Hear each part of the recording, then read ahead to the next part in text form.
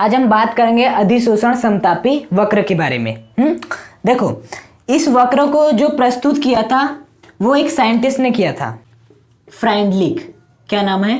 फ्राइंडलिक।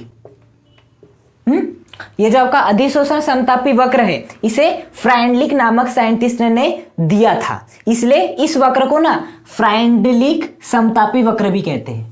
क्या कहते हैं? फ्राइंडलिक समतापी वक्र भी कहते हैं, जो आपका ये अधिशोषण समतापी वक्र है। अब ये है क्या? देखो, ये एक प्रकार का वक्र होता है। वक्र का मतलब क्या होता है? ग्राफ। मतलब फ्राइंडलिक नामक वैज्ञानिक ने ग्राफ खींचा, और उन्होंने ग्राफ कब खींचा? जब आपका तापमान क्या था? समान था, तापमान नियत था। अब उन्होंने ग्राफ तो खींचा, कब खींचा? जब तापमान आपका नियत था, लेकिन उन्होंने किन चीजों के बीच में ग्राफ खींचा वो हमें देखना है। हाँ, तो देखो, अधिशोषण समतापी वक्र एक प्रकार का ग्राफ है जब आपका तापमान नियत था। मतलब कि हमें तापमान क्या रखना है? नियत रखना है, नियत तापमान रखना है। हाँ, और ये वाला जो है सामने कौन सा शब्द सामने आ रहा है? अधिशोषण। मतलब यहाँ पर अधिशोषण की घटनाएं संबंधित ये वक्र है। अधिशोषण घटना में क्या होता है? एक आपका अधिशोषक होता है। अधिशोषक क्या होता है? जिस पर चिपकते हैं, जिस पर अणु आकर बाहर से चिपकते वो होता है अधिशोषक, और जो आकर चिपकता है वो क्या होता है? अधिशोष्य। हाँ, तो इस यदि वक्र को खींचना है तो आपको जो अधिशोषक लेना पड़ेगा ना, वो क्या लेना है? आपको ठोस लेना है। क्या लेना है? ठोस लेना है। और जो यहां पर आकर चिपकने वाला मतलब जो अधिशोष्य होगा वो कौन होगा? आपका गैस होगा। क्या होगा? गैस होगा। दो बातों को ध्यान में रखना, यहाँ जो आपका अधिशोषक है वो क्या है? ठोस पदार्थ है, और जो आपका अधिशोष्य है वो क्या है? आपका गैस है। कितनी बात आई समझ में?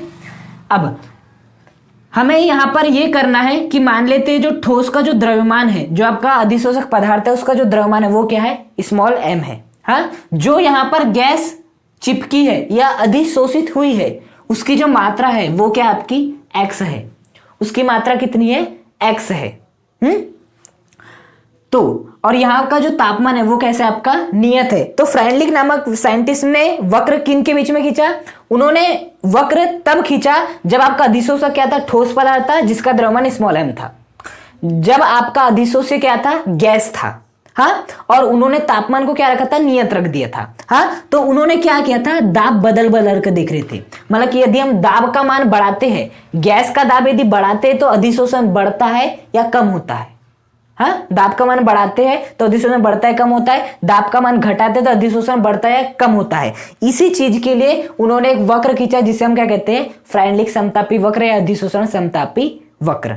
हाँ, तो अधिशोषण समतापी वक्र क्यों खींचा गया? नियत तापमान पर यदि हम गैस के अणुओं पर दाब के मान को बढ़ाते जाते हैं, नियत तापमान पर यदि हम इन गैस के अणुओं पर दाब के मान को बढ़ाते जाते हैं तो अधिशोषण किस प्रकार से परिवर्तित होता है? अधिशोषण बढ़ता है या घटता है? उसी का अध्ययन करने के लिए फ्राइंडलिक नामक वैज्ञानिक ने यह वक्र आपका खींचा था। हाँ, तो देखो, जब उन्होंने ये वक्र खींचा था ना तो उन्होंने एक संबंध दिया था। हाँ, उस संबंध को हमें सबसे पहले समझना पड़ेगा, जो था आपका x/m, ये समानुपाती होता है आपका p की घात 1/n। ये उन्होंने प्रायोगिक संबंध दिया था। हाँ, फ्राइंडलिक नामक साइंटिस्ट ने इसके आधार पर अपना ग्राफ खींचा था, वक्र खींचा था, जिसे हम क्या कहते हैं? फ्राइंडलिक समतापी वक्र कहते हैं। हाँ, जहां पर और ये जो संबंध दिया था ये होता है आपका x/m समानुपाती p की घात 1/n। हाँ, अब समझते हैं यहाँ पर x क्या है? वो x का मतलब है जो गैस अधिशोषित हो रही है उसकी मात्रा कितनी है। जो आपकी गैस अधिशोषित हो रही है, चिपक रही है, उसकी मात्रा कितनी है, वो है आपका क्या? x। मतलब बोल सकते हैं x क्या है? आपकी अधिशोषित गैस की मात्रा। m क्या है? जो आपका अधिशोषक पदार्थ है उसका द्रव्यमान है। हाँ, तो x/m समानुपाती p की घात 1/n। p क्या है? P का मतलब है इस गैस पर जितना भी दाब लग रहा है, इस गैस के अणु पर जितना भी दाब लग रहा है। और यहाँ पर n क्या है? आपका नियतांक है। n क्या है? आपका नियतांक है। हाँ, n की वैल्यू 1, 2, 3 कुछ भी हो सकती है। अब जैसे हम समानुपातिकता का चिन्ह हटाएंगे तो क्या आएगा? आपका एक कांस्टेंट k मान लेते हैं, p की घात क्या आ जाएगी? 1/n। हाँ, तो x क्या है? अधिशोषित गैस की मात्रा। ये जो अधिशोषित गैस है उसकी मात्रा है। m क्या है? आपका ये जो अधिशोषक पदार्थ है उसका द्रव्यमान है। k भी आपका नियतांक है, n भी आपका नियतांक है, और जो p है वो क्या है? गैस का दाब है। हाँ, एन और के दोनों क्या है आपके नियतांक है। और के और एन किस बात पर निर्भर करते हैं? वो गैस पर निर्भर करते हैं और अधिशोषक पर निर्भर करते हैं। किन किन बात पर निर्भर करते हैं? गैस पर निर्भर करते हैं, अधिशोषक पर निर्भर करते हैं। हाँ, अब देखो हमें इस फॉर्मूले की सहायता से क्या करना था। देखो यहां से हम समझ सकते हैं कि जो आपका x/m है वो किसके समानुपाती है? प्रेशर अर्थात दाब के समानुपाती है। तो अब हमें देखना था कि यदि हम दाब के मान को बढ़ाते हैं तो x/m का मान बढ़ता है या कम होता है। दाब के मान को यदि कम करते तो x/m का मान बढ़ता है या कम होता है। इस फॉर्मूले की सहायता से हमें देखना था। हाँ, तो देखो यहां पर कितनी परिस्थितियां बनेगी आपकी? 3 परिस्थितियां बनेगी।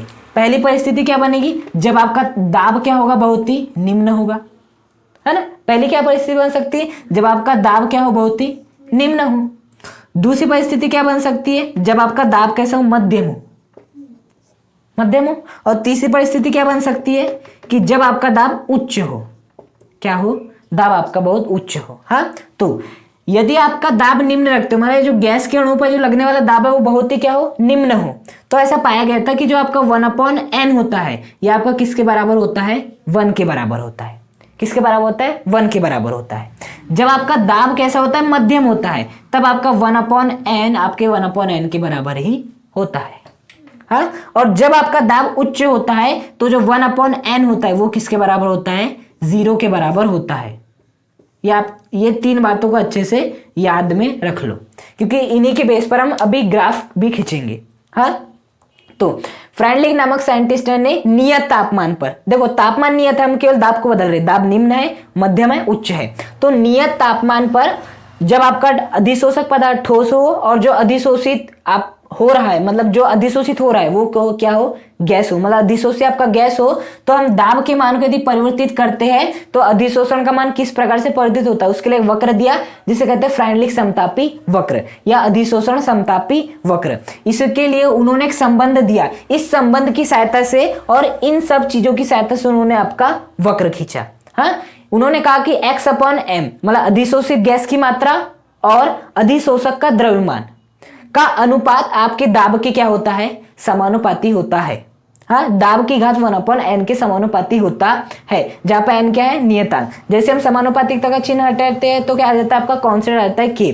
ये k भी नियतांक है और n भी आपका क्या है? नियतांक है। दोनों गैस पर और किस पर निर्भर करते हैं? ठोस पर निर्भर करते हैं, अधिशोषक पर निर्भर करते हैं। हाँ, अब यहाँ से 3 परिस्थिति है। या तो हम दाब के मान को बहुत ही लो रख सकते हैं, दाब के मान को मध्यम रख सकते हैं, दाब के मान को उच्च रख सकते हैं। दाब का मान यदि निम्न है तो 1/n, इसकी वैल्यू कितनी हो जाएगी? आपकी 1 हो जाएगी। मध्यम दाब है तो 1/n की वैल्यू 1/n के बराबर होगी। और यदि उच्च दाब है तो 1/n की वैल्यू किसके बराबर हो जाएगी? आपकी 0 के बराबर हो जाएगी। अब हम देखेंगे कि यदि आपका निम्न दाब हो तो क्या ये फॉर्मूला किस प्रकार से परिवर्तित होता है? ये वाला फॉर्मूला, क्योंकि मेन समानुपाती चिन्ह हटाए तो ये हटाए, तो ये वाला फॉर्मूला किस प्रकार से परिवर्तित होता है? यदि मध्यम दाब रखेंगे तो किस प्रकार से परिवर्तित होगा और यदि उच्च दाब रखेंगे तो किस प्रकार से परिवर्तित होगा। देखो यदि हम आपका दाब को क्या रखते हैं? निम्न रखते हैं, तो बताओ ये वाला फॉर्मूला क्या बन जाएगा? x/m = kP। अब बताओ यदि दाब का मान निम्न है तो 1/n की वैल्यू किसके बराबर हो जाएगी? 1 के बराबर हो जाएगी। तो यहाँ पर रख दो 1/n के स्थान पे 1। हाँ, तो kP की पावर 1 है, मतलब 1 ही होगा। तो जब निम्न दाब हो तो कौन सा फॉर्मूला अप्लाई होता है? x/m = k × P। यदि दाब मध्यम हो तो आपको 1/n के स्थान पे क्या रखना है? 1/n ही रखना है। तो फॉर्मूला क्या बन जाएगा? x/m = k P की घात 1/n ही होगा, क्योंकि मध्यम दाब पर 1/n की वैल्यू 1/n के बराबर ही होती है। लेकिन यदि आपका दाब क्या हो जाए? उच्च हो जाए, तब क्या होगा? देखो x/n = k P है आपका 1/n की वैल्यू किसके बराबर करना है? 0 के बराबर। तो यहाँ पर क्या रख देंगे? 0। किसी की भी पावर 0 का मतलब क्या होता है? 1। किसी की पावर यदि 0 है तो उसका आंसर कितना आता है? 1। और k का × 1 से करेंगे तो आपका k ही आएगा। मतलब जब आपका दाब उच्च होता है तो x/m का मान किसके बराबर होता है? k पर क्या है? k क्या है? आपका नियतांक है। नियतांक का मतलब क्या होता है कि x/m की वैल्यू क्या हो जाएगी? आपकी नियत हो जाएगी। उच्च दाब पर x/m की वैल्यू क्या हो जाएगी? नियत हो जाएगी। मध्यम दाब पर x/m की वैल्यू k × P की पावर 1/n के बराबर हो जाएगी और निम्न दाब पर x/m kP के बराबर आपका हो जाएगा। जहां पर के नियतांक और पी क्या है आपका दाब है। अब हमें इन तीन संबंध जो आपके निकले हैं, निम्न दाब, मध्यम दाब, उच्च दाब पर जो संबंध निकले हैं, इसके आधार पर उन्होंने ग्राफ खींचा। उसी ग्राफ को उन्होंने नाम दिया फ्रेंडलिक समतापी वक्र। हाँ, तो अब हम क्या देखते हैं, वो वाला आपका ग्राफ देखते हैं। हमें जो ग्राफ खींचना है ना, वो किस किस के बीच में खींचना है, सबसे पहले ये समझो। हमें खींचना है x/m और आपके इस p के बीच में। देखो जो संबंध है वो किसके बीच में आया है, x/m और p 1/n, इनके बीच का संबंध आया है। तो जो ग्राफ खींचे हम उन्हीं के बीच का खींचेंगे, x/m और आपका p। अब देखो ये कितना होता है, 0। अब 0 से आगे क्या होता है, 1, फिर 2, फिर 3, फिर 4, 2, 3, 4, 5, 6, धीरे धीरे वैल्यू क्या होती जाती है, बढ़ती जाती है। मतलब यदि मैं प्रारंभ की बात करूं तो यहाँ पर मान कैसे होंगे, निम्न होंगे। और मान निम्न होने का मतलब दाब क्या माना जाएगा, निम्न माना जाएगा। हाँ, यदि मैं कहां तक जाता हूं, आगे तक जाता हूं, तो बताओ अब मान कैसे होने लगे, बढ़ने लगे, उच्च होने लगे। तो ये वाली कंडीशन किसकी होगी, उच्च दाब की होगी उच्च दाब की। और उच्च और निम्न के बीच में क्या आएगा, आपका मध्यम होगा। तो ये हो जाएगी मध्यम दाब की स्थिति हो जाएगी। हाँ, तो देखो जब आपका दाब निम्न है, दाब निम्न हम मान लेते हैं यहां तक आपका दाब निम्न वाली परिस्थिति। हाँ, ये आपकी कौन सी परिस्थिति है, निम्न दाब की परिस्थिति। जब आपका दाब कैसा है, निम्न है। हाँ, तो देखो जब आपका दाब कैसा था, निम्न था। हाँ, तो क्या आया था फॉर्मूला, x/m बराबर kp। मतलब बोल सकता हूं कि x/m किसके समानुपाती था, सीधे सीधे p के। हाँ, समानुपाती का चिन्ह हटाओ, फिर से आपका क्या आ जाएगा, मतलब यहां से x/m किसके समानुपाती था, आपके p के समानुपाती था। हाँ, और जब भी समानुपातिकता का ग्राफ खींचते हम, देखो ये x/m है, ये p है, ये दोनों कैसे समानुपाती है।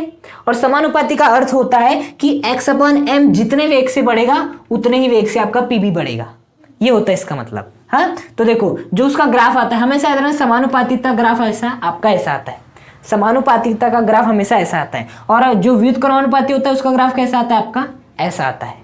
हाँ, तो समानुपाती अभी x/m और p आपके दोनों ही, तो यहाँ पर क्या कर देंगे, यहाँ तक, कहाँ तक, यहाँ तक हम क्या कर देंगे, इस प्रकार से समानुपातिकता ला देंगे।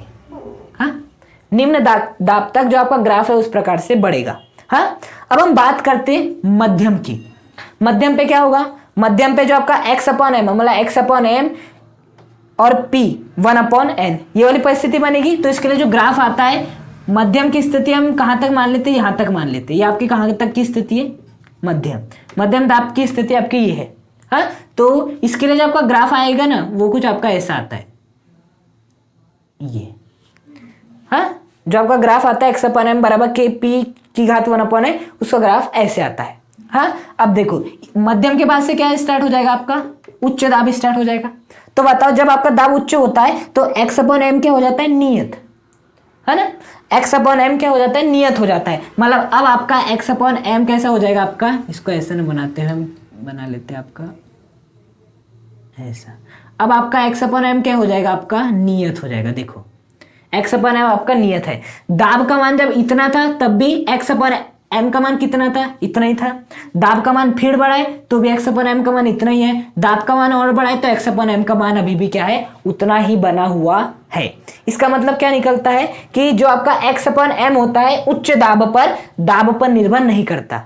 ऑब्वियस बात है, क्यों नहीं करेगा, क्योंकि देखो ये यहाँ पर दाब आ रहा है आपका उच्च दाब पर नहीं आ रहा है, मतलब जब आपका p ही नहीं आ रहा है, क्योंकि p की पावर 0 हो जा रही थी। अब p की पावर 0 तो p अपने आप हट जाएगा। मतलब उच्च दाब पर p निर्भर ही नहीं करता कि आपका अधिशोषण किस प्रकार से बढ़ेगा या घटेगा। हाँ, तो ये होता है आपका क्या, फ्रेंडलिक समतापी वक्र। ये क्या आपका फ्रेंडलिक समतापी वक्र। निम्न दाब था तो निम्न दाब पर x/m किसके समानुपाती था, p के समानुपाती था। ग्राफ आता है ऐसा, तो हमने ऐसा खींच लिया आपका। हाँ, उसके बाद मध्यम दाब पर x/m किसके बराबर था, k p की घात 1/n। तो ग्राफ उसका कैसा खींच लिया, थोड़ा इस प्रकार से खींच लिया, वक्र टाइप का बना देना है यहाँ पर हमें ऐसा, और फिर आपको ऐसा नियत कर देना है ये। और उच्च दाब पर x/m तो नियत हो जाता है। मतलब जो आपका जैसे आप उच्च दाब करने जाओगे तो x/m यहाँ पे रुका था तो अब x/m ऐसे ही चलने लगा, वो नियत है, आपकी दाब कितने बढ़ा दो। तो ये होता है आपका क्या, फ्रेंडलिक समतापी वक्र। हाँ, ये मैंने आपका फ्रेंडलिक समतापी वक्र, यदि एग्जाम में आता है तो आपको सबसे पहले इसकी परिभाषा लिखनी, फ्रेंडलिक समतापी वक्र जो मैंने बताया था। उसके बाद आपको ये वाला संबंध लिखना है, मेन ये वाला संबंध लिखना है। उसके बाद ये आपको 3 परिस्थिति लिखनी है, तीनों के हिसाब से इन सब का मान निकलना है और फिर उसके हिसाब से आपको ये वाला ग्राफ खींचना है। हाँ, अब ये क्या हो गया आपका फ्रेंडलिक समतापी वक्र कंप्लीट हो गया अब आपका। अब हमें क्या देखना है, ये जो हमने फॉर्मूला निकाले हैं, ये जो फॉर्मूला निकाले हैं इसका क्या करना है, हमें पोस्टमार्टम करना है। क्या करना है, पोस्टमार्टम करना है। तो देखो फॉर्मूला क्या है आपका, x/m बराबर k p की पावर 1/n, यही आपका। तो इस फॉर्मूले का क्या करना है, हमें पोस्टमार्टम करना है। तो देखो क्या कर लेते हैं हम, दोनों पक्षों का क्या ले लेते हैं, लॉग ले लेते हैं। तो क्या हो जाएगा, इसका भी लॉग ले लो, log k/m, इसका भी लॉग ले लो, log k p की पावर 1/n। इस पक्ष का भी, सॉरी k नहीं, यहाँ पर x आएगा, सही कहा, यहाँ पर x/m का भी लॉग ले लिए और आपका k p की घात 1/n का भी क्या ले लिए, लॉग ले लिए, दोनों पक्षों का लॉग ले लिए। अब इसको लिख दो ऐसे, log x/m बराबर, देखो log mn, इसका फॉर्मूला कितना होता है, log m plus log n। यदि आपके दो फलन गुणा में हो, यदि दो राशियां गुणा में हो और उनका यदि लॉग लेते हैं तो वो अलग अलग योग के रूप में प्रदर्शित हो जाती है। हाँ, तो वैसे ही देखो यहाँ पर k अलग है, p की घात 1/n अलग है। तो जैसे हमने log mn को लिखे थे log m प्लस n, इसको क्या लिखेंगे, k plus log p 1/n। log mn को कैसे लिखे, log m plus log n, log m के स्थान पे k है प्लस log n के स्थान पे p की घात 1/n है, तो n के स्थान पे p की घात 1/n लिख दिए। हाँ, अब देखना log x/m बराबर log k। देखो ये log का और एक फॉर्मूला होता है, यदि इस प्रकार से log m की पावर n आ जाता है सामने, n log m, ये जो आपका n है वो सामने आ जाता है। तो देखो यहाँ पर वैसे कुछ बन रहा है, ये हो गया log, ये हो गया आपका m और ये हो गया आपका n, हो गया। n क्या आ जाता है, सामने आ जाता है, तो 1/n भी क्या आ जाएगा, सामने आ जाएगा। फिर क्या हो जाता है, log m मतलब log p जैसा का वैसा हो जाता है, हो जाता है आपका log p जैसा का वैसा हो जाता है। हाँ, तो ये क्या है हमारा आपका अभिष्ट, मतलब जो पोस्टमार्टम करना था x/m बराबर k p की घात 1/n का, तो आपको यहाँ तक लिखना रहेगा। हाँ, अब देखो यदि इसे आप ध्यान से देखते हो तो ये किसका रूप है, ये सरल रेखा का रूप है। हाँ, कैसे, सरल रेखा क्या होती है, y बराबर mx प्लस c, ये होता है उसका ग्राफ। हाँ, तो देखना यहाँ पर y के स्थान पे क्या है आपका log x/m है। हाँ, ये आपकी y की वैल्यू है। अब x की वैल्यू क्या है आपकी log p, m की वैल्यू क्या है आपकी 1/n। हाँ, और c की वैल्यू क्या है आपकी log k है, c की वैल्यू क्या है आपकी log k है। तो अब हमें ये जो है ना इसका ग्राफ बनाना है, किसका ग्राफ बनाना है, ये जो आपका समीकरण निकला है इसका ग्राफ बनाना है। तो इसका ग्राफ कैसे बनेगा, जैसा सरल रेखा का बनता है ना, क्योंकि ये सरल रेखा के समान है, y बराबर mx प्लस c का ही रूप है। y के स्थान पे log x/m है, x के स्थान पे log p है, m के स्थान पे 1/n है और आपके c के स्थान पे क्या है log k है। अब ये भी बोल सकते थे हम इसे भी तो आपका x बोल सकते थे ना, है ना। देखो यहाँ पर हमने इसे c ही क्यों कहा, c इसलिए कहा क्योंकि c का मतलब होता है नियतांक, k क्या था आपका नियतांक, नियतांक का log भी नियत ही होगा आपका, है ना। तो मैं इसे x कैसे बोल सकता हूँ, x वो राशि होती है जो कि परिवर्तित होती है, आपका log p परिवर्तित हो सकता है। दाब को मैंने यदि बढ़ा दिया तो log p भी बढ़ जाएगा, दाब के मान को कम कर दिया तो log p भी कम हो जाएगा, ये तो परिवर्तित हो रहा है, तो इसे आप कैसे बोल दोगे c। हाँ, तो ये क्या आपका x है जो कि परिवर्तित हो सकता है 1/n। हाँ, और ये log k क्या हो जाएगा c। तो देखो जो आपका y बराबर mx प्लस c होता है उसका ग्राफ कैसा बनता है, देखो ये इस अक्ष पे आता है आपका y, इस अक्ष पे आता है आपका x। हाँ, ये वो बिंदु होता है जहां से ग्राफ आपका स्टार्ट होता है जिसे हम c कहते हैं। हाँ, और m होती है प्रवणता, प्रवणता का मतलब क्या होता है झुकाव। हाँ, यदि इस m का मान क्या है पॉजिटिव है तो आपका ग्राफ कहाँ जाएगा, ऊपर जाएगा, और यदि m का मान क्या है निगेटिव है तो ये जो आपका ग्राफ है वो कहाँ जाएगा, नीचे जाएगा, बस। हाँ, तो देखो इसका ग्राफ खींचना है, ये किसका रूप है y बराबर mx प्लस c। यहाँ पर देखो m किसके स्थान m के स्थान पे कौन आ रहा है 1/n, 1/n धनात्मक है कि ऋणात्मक, धनात्मक, धनात्मक है, ऋणात्मक होता तो ऋण सामने लिखा रहता, धनात्मक है। हाँ, तो यदि हमें इसका क्या खींचना हो, ग्राफ खींचना हो तो कैसे खींचेंगे, देखो इसका ग्राफ खींच रहे हैं ना, यहाँ पर ये जो आपका है ये वाला अक्ष, यहाँ पर क्या आता है y आता है, y के स्थान पे क्या आपका log x/m, तो यहाँ पर क्या हो जाएगा log x/m। इस अक्ष पे क्या आता है आपका x आता है। अब बताओ यहाँ पर x की भूमिका कौन निभा रहा है, log p, तो यहाँ पर क्या आ जाएगा आपका log p आ जाएगा। हाँ, ग्राफ कहाँ से स्टार्ट होता है, c से। अब देखो c की भूमिका कौन निभा रहा है, log k, तो यहाँ हम क्या लिख देंगे c, जिसे हम कह देंगे log k। अब मेन बताओ आपका m नीचे जा रहा है, नीचे जाएगा या ऊपर जाएगा, ऊपर जाएगा, क्योंकि धनात्मक है, धनात्मक है तो आपका ऊपर जाएगा। तो जो आपका ग्राफ होगा वो कुछ ऐसा आएगा जहां पर m का मान किसके बराबर होगा, 1/n के बराबर हो जाएगा। तो बात समझ में आई, ये हो गया आपका इस प्रकार से ग्राफ। हाँ, तो फ्रेंडलिक समतापी वक्र 2 नंबर पूछा जाता है तो आपको केवल वक्र बना देना है। हाँ, और जो संबंध लिखे थे बस वो करना है, लेकिन यदि बड़े क्वेश्चन में आ जाता है तो आपको पूरा करना पड़ेगा। बात समझ में आई। तो ये कब का था, फ्रेंडलिक समतापी वक्र कब खींचे थे हमने, जब तापमान नियत होता है आपका, जब आपका अधिशोषक ठोस होता है और अधिशोष्य क्या होती है आपकी गैस होती है। हाँ, लेकिन यदि क्या हो आपका अधिशोषक तो ठोस हो, लेकिन जो अधिशोष्य हो वो आपके विलयन के अणु हो, मतलब अधिशोषण अब कहाँ देखने वाले हम, विलयन में देखेंगे। तो अंतर बहुत ही छोटा सा है, वो देख लेते हैं। तो अब हम क्या देखने वाले, बेसिकली विलयन प्रावस्था में, जब हम विलयन अवस्था की बात करते हैं तो आपका किस प्रकार से अधिशोषण होता है वो देखेंगे। मतलब अब हेडिंग डाल सकते हैं हम आपकी विलयन प्रावस्था से ठोस का, नहीं ठोस में अधिशोषण।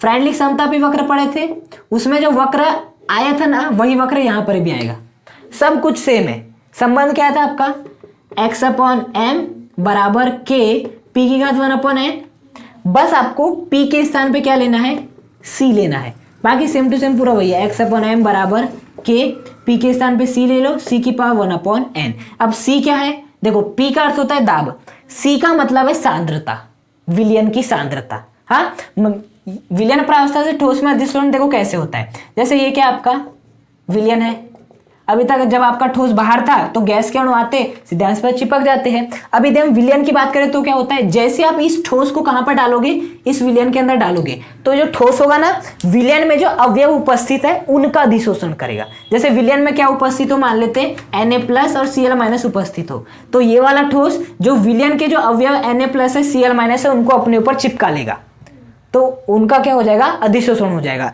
तो जब आप विलयन प्रावस्था से हम अधिशोषण की बात करते हैं तो अधिशोषण किनका होता है, विलयन में उपस्थित अवयवों का। किसका होता है, ये बात अच्छे से याद रखना, विलयन में जो उपस्थित अवयव है उनका अधिशोषण होता है। हाँ, और फॉर्मूला वही रहेगा, x/m बराबर k c की पावर 1/n। के नियतांक रहेगा, x क्या होगा, जो भी अधिशोषित हो रहा है, इस बार कौन अधिशोषित हो रहा है, विलयन के अवयव, विलयन क्या होगा Na+ Cl- अधिशोषित हो रहे, उनकी मात्रा होगी। m क्या होगा, ये ठोस का द्रव्यमान जो कि होता था। c क्या होगा, सांद्रता, कब की सांद्रता, जब आपका अधिशोषण हो गया उसके बाद की सांद्रता, अधिशोषण के होने के बाद की सांद्रता। मतलब कि पहले आपका क्या था, इस प्रकार से पहले हम मान लेते सांद्रता कितनी थी, 100 थी, 100 Na+ 100 Cl-। जैसे हमने ठोस पदार्थ को बाहर से मिलाए तो इसने क्या कर लिया, 50 Na+ 50 Cl- को अपने ऊपर चिपका लिया, 50 का अधिशोषण हो गया, कितने बचे, 50 बचे, तो c का मान क्या होगा, ये 50 होगा। मतलब अधिशोषण हो चुका है उसके बाद की सांद्रता लेनी है हमें यहां पर। हाँ, इसके भी ग्राफ की बात करें तो इसका भी ग्राफ कैसा आ जाएगा आपका, खींच लो, x/m और किसके बीच में, c के बीच में, c की घात कितनी, 1/n के बीच में। तो इसका भी ग्राफ पहले इस प्रकार से, जब आपका निम्न दाब होगा, जब आपका मध्यम दाब होगा तो ऐसे हो जाएगा, और जब आपका उच्च दाब होगा तो एकदम सीधा हो जाएगा। ग्राफ आपका ऐसा रहेगा, सब कुछ वही है, बस जब भी आप विलयन प्रावस्था ठोस में अधिशोषण देखते हो तो p के स्थान पे आपको c लिखना है, जहां पर c का क्या है, c का अर्थ होता है विलयन की सांद्रता जब अधिशोषण हो चुका है।